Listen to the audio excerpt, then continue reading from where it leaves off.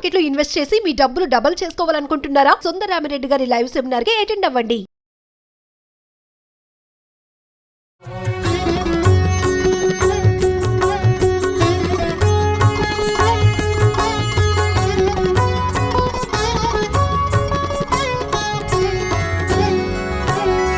జయము నీవే జయ జయ దుర్గా జగములేని తల్లి కనక దుర్గా జయము నీవే జయ జయ దుర్గా అభయమీవే అమ్మ కనక దుర్గా జయము నీవే జయ జయ దుర్గా నీవే నీయవే దేవి కనక దుర్గా జనని నీవే జయ జయ దుర్గా సిరులనిచ్చే నమస్కారం గారు. నమస్తే జయ. శరన్నవరాత్రుల గురించి మాట్లాడుకుంటున్నాం. అందులో భాగంగా మనం 8వ రోజులో ఉన్నాం. ఈ రోజు అమ్మవారి అలంకరణ, అలానే పూజా విధానం, పెట్టవలసిన నైవేద్యాలన్నీ కూడా ఒకసారి. 8వ రోజు అంటే ఈ రోజు మూలా నక్షత్రం వచ్చింది కదా, విశేషమైన రోజు. అయితే ఈ రోజున నవదుర్గా స్వరూపాలలో శ్రీశైలం భ్రమరాంబిక అమ్మవారిని మహాగౌరి స్వరూపంలో వెలయిస్తారు. మహాగౌరి అంటే తెల్లటిదన్నమాట, తెల్లని వస్త్రం ధరిస్తుంది అమ్మవారు. ఆమెకి పేరుగన్నము అలాంటివి నివేదన చేస్తారు విశేషంగా. అయితే ఈ మహా గౌరీ స్వరూపం లాగానే ఇంచుమించుగా మనకి శరన్నవరాత్రుల్లో ఈ ఇంద్రకీలాద్రి మీద ఉన్నటువంటి కనకదుర్గ అమ్మవారి దేవస్థానంలో సరస్వతి స్వరూపంలో కనిపిస్తారు. మొత్తం దేశమంతా కూడా మూలా నక్షత్రం నాడు సరస్వతి ఆరాధన విశేషంగా కనపడుతుంది. ఈ రోజునే మనం కావాలంటే పిల్లలకు అక్షరాభ్యాసం చేసేస్తాము, అక్షరాభ్యాసం చేసుకోవచ్చు. లేదా ఇంతకుముందే మన అందరూ చదువుకుంటున్న పిల్లలు ఉంటే వాళ్ళ పుస్తకాల మీద ఓంకారమో ఒక స్వస్తికవో ఏదో ఒకటి వేసుకుంటాం, అమ్మవారి దగ్గర పెడతాము. అసలు సరస్వతి ఆరాధన మనకి ప్రారంభం, అక్షరాలు వచ్చి నోట్లోంచి మాటలు రాగానే మొట్టమొదట మొదలు పెట్టిస్తాం. సరస్వతి నమస్తుభ్యం అని చెప్పేవాళ్ళు. ఇప్పుడు కూడా చెప్తున్నారు అజయ, నాకు అదొక అనుమానంగా ఉంటుంది. చిన్నప్పుడు శుక్లాంబరధన విష్ణు శశివర్ణం చతుర్భుజం ప్రసన్నవదనం ధ్యాయ సర్వజ్ఞోపశాంతే పాటు సరస్వతి నమస్తుభ్యం వరదే కామరూపిణి మొట్టమొదట పిల్లలకి చెప్పిన మొదటి శ్లోకాలలో అదే ఉండేది. అప్పుడు ఏం చెప్పాళ్ళ, విద్యారంభం కరిష్యామి సిద్ధిర్భవతు మే సదా. పిల్లలకి అక్షరాలు రాపోయినా తొక్కు పలుకులుగా ఉన్నా కూడా ఈ శ్లోకమే చెప్పేవాళ్ళం. అంటే చూడు, ప్రతి వాళ్ళు పరబ్రహ్మతత్వమైన విషయాన్ని మొట్టమొదట తెలుసుకోవాలి. అందుకే శుక్లాంబరధన అని చెప్తాం. దాన్ని మనం వినాయకుడికి చెప్తున్నా పరతత్వాన్ని గురించి చెప్పింది కదా. రెండోది, పరతత్వ జ్ఞానం వచ్చిన తర్వాత ఏం కావాలి, విద్యే కావాలి. మనిషి అన్నవాడికి చదువే కావాలి. విద్యాధిదేవత కదా, వాగ్బీజం, వాక్కుకి కూడా అధిదేవత సరస్వతీదేవి.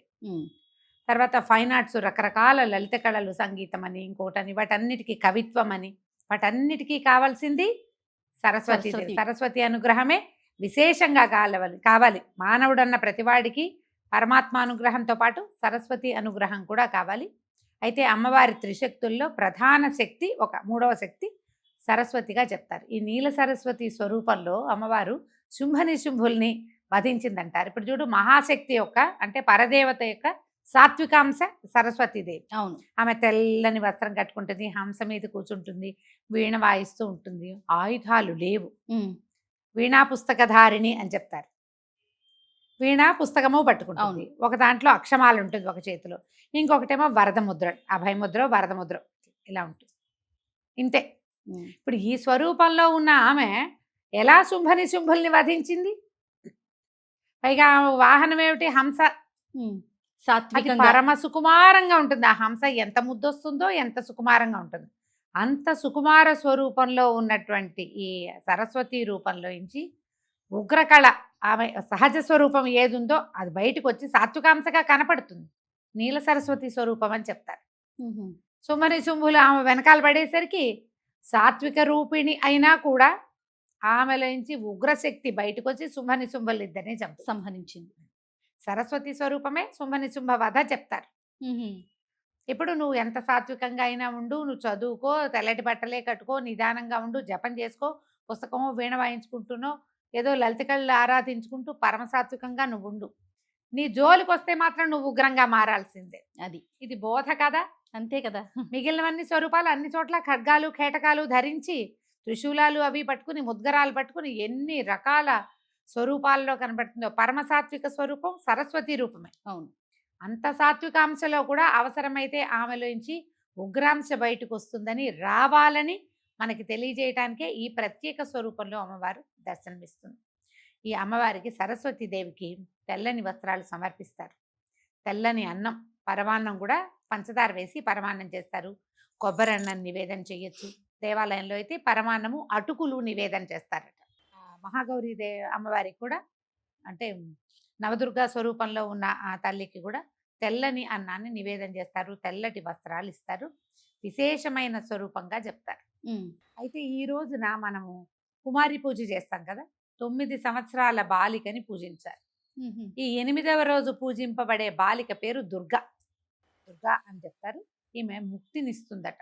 ఓహో, ముక్తిదాత్రిగా చెప్తారు. అంటే 9 సంవత్సరాల బాలికని పూజిస్తే ముక్తి లభిస్తుంది. ప్రత్యేకంగా 8వ రోజు పూజిస్తే మరీ విశేషం.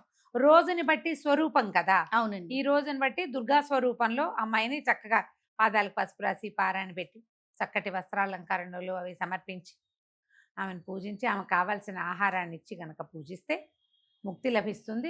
మనం ఏ సాధనలు ఉన్నాయో సాధనలు చివరికి వస్తాయన్నమాట. ముక్తిదాత్రిగా ఈ రోజున కొలిచే కుమారి పేరుగా చెప్పబడుతుంది. మనం ఏదైనా నివేదన చేసుకోవచ్చు. అయితే పుస్తకాలు, పిల్లల దగ్గర పుస్తకాలు అవి ఉంటాయి. స్కూల్ పుస్తకాలు కానీ, చదువుకునే పుస్తకాలు కానీ, ఏదైనా శాస్త్రం చదువుకునే వాళ్ళు, కొంతమంది భగవద్గీత చదువుకుందామని మొదలు పెట్టుకుంటారు. వాళ్ళందరూ కూడా ఈ రోజున అమ్మవారి దగ్గర ఈ పుస్తకం పెట్టి కొంచెం పసుపు బొట్టు లేదా గంధము బొట్టు అలంకరించి ఆ కోశానికి ఏ పుస్తకం అయితే మనం చదవదలుచుకున్నామో దానికి అమ్మతో పాటుగా పూజ చేసుకుని కనుక మొదలు పెడితే ఆ విద్య పూర్తిగా వస్తుంది. మనం భగవద్గీత మొదలు పెడతామా, చాలామంది ఓ 2 అధ్యాయాలు లేక మానేస్తారు. అవును. అన్ని అధ్యాయాలు చదవలేకపోతారు, ఆగిపోతూ ఉంటుంది. శాస్త్ర విద్య కూడా అంతే, మొదలు పెడతారు ఆగుతుంది. సంగీతం మొదలు పెడతారు అయిపోతుంది. డ్యాన్స్ మొదలు పెడతారు అయిపోతుంది. ఆగిపోయే రకంగా కాకుండా అది కంటిన్యూ అవుతుంది.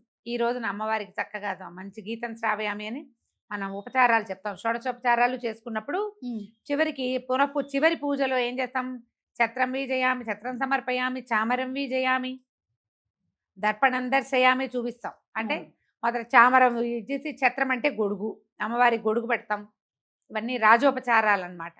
తర్వాత చామరం చూపిస్తాము, దర్పణం చూపిస్తాం, సౌందర్యం చూసుకోమా నువ్వు నిన్ను ఎంత బాగా అలంకారం చేశామో అని అద్దం చూపిస్తాం. తర్వాత అశ్వాన్ ఆరోహయామి, రథాన్ ఆరోహయామి అంటాం. ఈ అశ్వాలకి అలంకరణకి మధ్యలో గీతం శ్రావయామి అంటే సంగీతం పాడి వినిపిస్తాం అమ్మవారికి. నృత్యం దర్శయామి, నృత్యం కూడా డాన్స్ చేసి చూపిస్తాం. ఏదైనా డిస్కో డాన్సులు అవి చెయ్యం కదా. అమ్మవారి దగ్గర ఏం చేస్తాం, శాస్త్రీయ నృత్యం నేర్చుకునే పిల్లలు ఉంటే పిల్లలతోటి నృత్య సమర్పణ, నాట్యం చేసి సమర్పించడం. విశేషంగా పీఠాలు అక్కడ పెద్ద చోట్ల చేసేటప్పుడు దేవాలయాల్లో కూడా అమ్మవారికి ఏం చేస్తారంటే వేదాలు వినిపిస్తారు. చతుర్వేద పారాయణ ప్రియ అమ్మవారు, ఆమెకి ఇష్టం. అందుకని ప్రతి వేదము కొంత భాగం పారాయణ చేస్తారు. తర్వాత రామాయణ, భారత, భాగవతాది ఇతిహాసాలు కూడా సమర్పిస్తారు అమ్మవారికి. వాటితో ఈ గానం శ్రావయామి, గీతం శ్రావయామి, నాట్యం ప్రదర్శయామి కూడా ఉంది. అన్ని ఈ మూలా నక్షత్రం రోజునైనా పిల్లలు చక్కగా సంగీతమో నాట్యమో నేర్చుకుంటుంటే అమ్మకి అది నివేదించండి. పిల్లలు చక్కగా నాట్యం చేయటం, చక్కగా పాట పాడటం, మీకే పాటలు వస్తే మీరే చక్కగా 2 సంగీతం పాటలు ఏమైనా ఒకటి పాడేసుకోవటం చేస్తే ఇవి ఏంటంటే సరస్వతి స్వరూపాలు కదా కళలన్నీ. ఆమె మరింత ప్రీతి చెంది మరింతగా మనకి ఆ కళల్లో ముందుకు వెళ్ళే అవకాశం ఇస్తుంది. సో ఈ విధంగా మూలా నక్షత్రపు పూజా విధానాన్ని ముగించుకోండి. అమ్మవారికి తెల్లని ఏ పదార్థాన్నైనా నివేదన చేయొచ్చు. ప్రసాద నివేదన చేసిన తర్వాత ప్రసాద వినిమయం చేయండి, ఫ్రిడ్జ్లో పెట్టకండి.